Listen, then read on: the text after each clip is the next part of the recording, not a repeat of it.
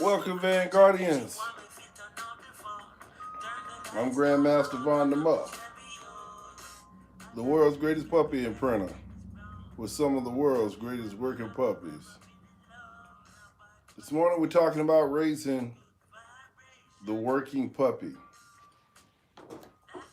And a lot of times I get questions in reference to how to raise a working puppy. And it's very simple. Raising a working puppy is pretty much no different from raising any dog. And in fact, you want to raise all of your dogs pretty much the same. The only difference with your working puppy is your working puppy is a dog that is has a desire to be your friend, and he wants to engage in playful activities with you. And because he's a high strung dog, he's bred with character, devotion, and loyalty and intellect, and he's an energetic dog. You don't want to keep him caged up all the time, and you don't want to stimulate his mind. Because if you take a working dog and you don't stimulate his mind, he's going to begin to create his own games.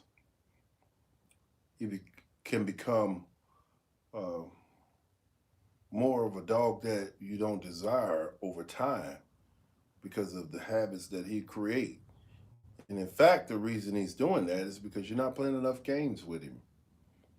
Raising a working puppy is no different from raising any other dog. And in fact, you should raise him exactly the way you raised your Yorkie, the exact same way you raised your Labrador or any other dog, giving them the same amount of time and love. You're just finding games to play with your working puppy. You want to mock some of the games that you see others out here doing with their working dogs, throwing balls, playing frisbee, going on hikes, having a jogging buddy. If your desire is protection work, teaching them those same games of fetch and retrieve, tug, and all of those things that are giving the foundation that you can use later on to shape the protection skills, the inherent skills that this dog has in him.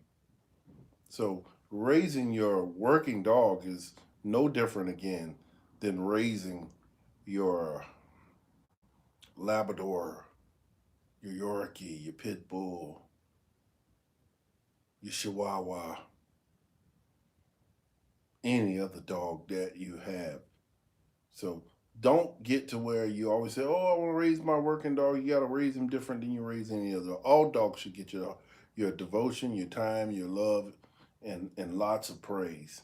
It's just with your working dog, you have your program already in place. And if you say, "Hey, before you got your working dog, hey, I'm going to teach my working dog to be an obedient dog." All dogs you want to be obedient, but I want my working dog to uh, roll over. I want him to bow down. I want him to shake paws. I want him to go up steps. I want him to climb a ladder. I want him to jump through windows, jump across a gate. I want him to go inside the kennel. I want him to jump in the back seat of the car, the back seat of the truck. It's nothing on this paper, but still, you want to have a plan when you're raising your working dog so you can stimulate his mind and shape those behaviors in different stages of his life.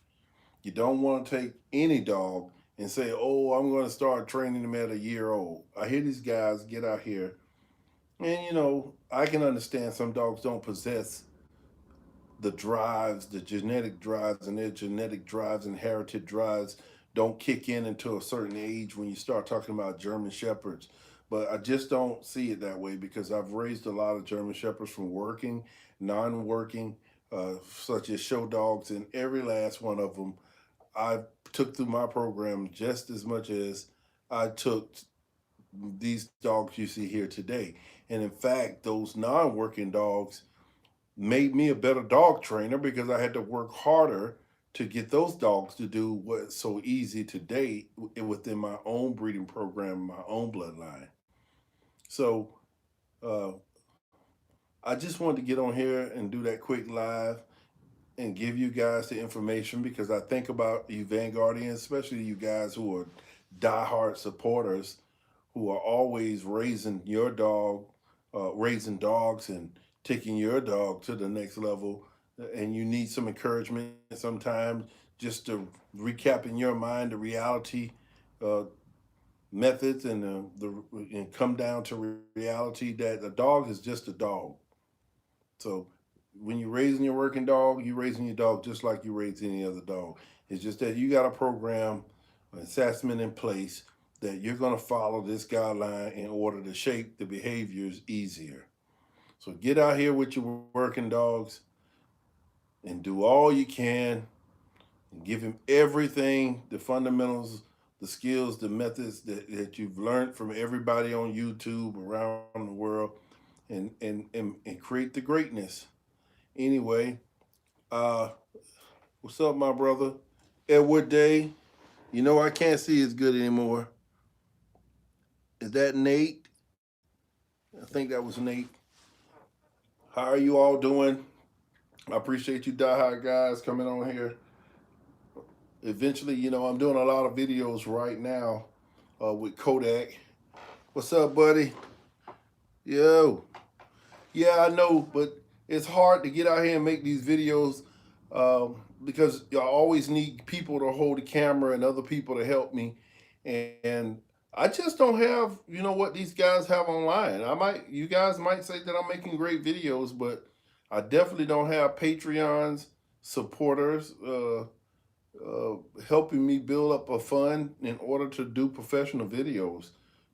I can't hold a camera if I'm training a dog and I want to show you what the behavior, because my goal, my job is to teach you guys how to read dogs. I don't want to say necessarily train dogs, but we're training dogs, but I got to teach you guys how to read dogs. If I can't teach you guys to see something and recognize the behavior by having a cameraman at a distance and point it out, it's not gonna happen, you know. And so just walking with holding a camera isn't really working out. And I also noticed that, hey, I'm making training videos, but these guys are just walking all day long with their videos with their dogs and talking, and their subscribers and their YouTube views are sky high. I can't compete with them, you know. And not saying that I'm giving up and that I'm not going to make videos for you guys. I am where it's possible all the time. So I'm going to make videos where it's possible for you guys, but I really be needing guys to make become Patreons, create donations at ULYSEEMUFFJR period. That's $ ULYSEEMUFFJR period. And that's the only way that I can continue to make professional videos. I don't I don't train dogs for a living. I don't train dogs for a living. I breed dogs, but I train my dogs and I film what I do in hopes to help that help some of you guys so you can mimic what you see. In order to create those videos, that you see every day fresh, because I'm always coming up with fresh new ideas, fresh new methods, things that I feel that I need to rectify that I've said in previous videos that I see, and that's what I do. But for the most part, again, um, right now I'm in the stages with Kodak. What I'm doing is taking him out and doing a lot of off leash healing in traffic into large crowds, trying to get the dog to commit to make mistakes so that I can correct him now while he's under a year old. And he's doing pretty good. And you guys should do the same thing. Take your dogs out into a crowd. You've done foundational bite work, playing the tug game and other games like that with your working dog, and you should take him out in the crowd. Let the dog see the people and let him see other dogs and cats and cars blowing horns and people riding by on bicycles and running past them jogging, so that you can teach the dog to own an off light switch. And if you don't create that scenario for the dog, you can't shape and correct so that you have an accurate dog when you pull him out and people see it and be like, oh man, that dog there, he just don't, he doesn't make a mistake. He don't just grab a kid or he grab a cat or just jump on a dog. You got to put a dog in a lot of situations like that. And so, I'm hoping to make more videos like that. I really want to make videos like that for you guys. But what I really need from my very small few supporters, my handful of supporters, I need you guys to share videos on your social media site. I mean, I don't know what else can I do. Well, I've already begged you, so it's nothing else past begging. So uh, the world just needs to see the videos. The world needs to know that we're here. They need to become a part of the Vanguardian team. Take a liking to the methods. Take a liking to what we got going on, and become supporters, and Patreons themselves. Until the next video, happy training to you, Vanguardians. I'm Grandmaster Vaughn DeMuff, the world's greatest puppy imprinter with one of the world's cutest faces and some of the world's greatest working friends, you, the Vanguardians.